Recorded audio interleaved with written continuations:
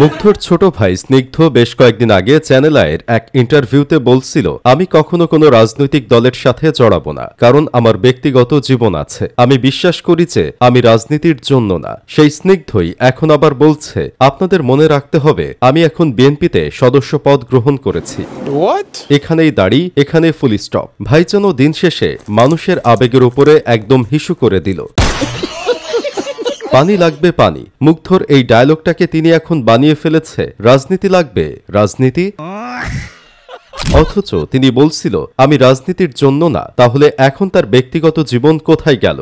দেশবাসী এতদিন দেখেছে বউ ব্যবসায়ী, বাবা ব্যবসায়ী ও প্রাক্তন ব্যবসায়ী, তবে দেশবাসী এই প্রথম দেখতে পেল ভাই ব্যবসায়ী। ভাইয়ের কল্যাণে আরেক ভাই এখন হয়ে গেল রাজনীতিবিদ। হয়তো মুগ্ধ ভাই ওপার থেকে দেখছেন, হাসছেন আর বলছেন, এজন্যই কি আমি শহীদ হয়েছিলাম? তবে মুগ্ধর ভাই স্নিগ্ধই শুধু মানুষের আবেগের উপরে হিসু করে দেয়নি। এভাবে কয়েক বছর আগে আমাদের দেশসেরা অলরাউন্ডার ক্রিকেটার সাকিব আল হাসানও মানুষের আবেগের উপরে হিসু করে দিয়ে রাজনীতিতে যোগ দিয়ে এমপি হয়েছিল। তিনি একসময় খেলোয়াড় থাকা অবস্থায় ফেসবুকে পোস্ট করে দেশবাসীকে কনফার্ম করেছিল তিনি কখনো রাজনীতিতে যোগ দেবেন না। দিন শেষে দেখা গেল তিনি তার নিজের কথার গুষ্টি মেরে দিয়ে আওয়ামী লীগের রাজনীতিতে যোগ দিলেন। তার সাথে সাথে আমাদের দেশের অভিমান ইকবাল খান ওরফে নাটকের গুরু একসময় ফেসবুকে পোস্ট করে বলছিল তিনিও কখনো রাজনীতিতে আসবেন না। কিন্তু দিন শেষে দেখা গেল আওয়ামী লীগ পতনের পর থেকে তিনি রাজনীতি ঘেঁষা মানুষ হয়ে গেছেন। কখনো কখনো বিএনপির সমাবেশে যাচ্ছেন, আবার কখনো বিএনপির নেতাদের দিয়ে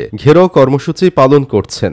যদিও এত কিছু করার পরও বিএনপি থেকে তিনি এবছর কোনো নমিনেশন পাননি। আশা করছি সামনের দিনগুলোতে তিনি আরো ঘেঁষাঘেঁষি করে রাজনীতিতে যোগদান করবেন, কারণ পূর্বেই যারাই এমন রাজনীতি না আসার বাণী দিয়েছেন তারাই কয়েক বছরের মধ্যে রাজনীতিতে নাম লিখিয়েছেন। আশা করছি তিনিও দেশবাসীকে হতাশ করবেন না। আপনারা কি আমাদের দেশের ফেসবুক এমপি ব্যারিস্টার সুমনের কথা ভুলে গেছেন, যিনি একসময় ফেসবুকে বিভিন্ন অন্যায় অবিচার নিয়ে কথা বলে লাইভ করতেন? তারপর তিনি এসব করতে করতে মানুষের ভালোবাসা পেতে শুরু করলেন। অতঃপর রাজনীতিতে আসলেন আর দারুণভাবে জনগণের সাথে 69 ডিগ্রি অ্যাঙ্গেলে পোল্টি মেরে দিয়ে হাসু আপার পক্ষে চলে গেলেন আর বললেন আমার ফেসবুকের দরকার নাই। এমন অনেক উদাহরণ আছে যারা রীতিমতো পোল্টি মেরেছে। এজন্য আমার এক বন্ধু একবার বলছিল এদেশে সবচেয়ে বেশি বোকাশোদার বসবাস, এজন্য এদেশের মানুষকে বোকাশোকা বানানো সবচেয়ে সহজ কাজ। তাই যারা মানুষকে বোকা বানাতে পারে তারাই এ যুগে সবচেয়ে সফলতার মুখ দেখে। আপনি এই যুগে কাকে বিশ্বাস করবেন?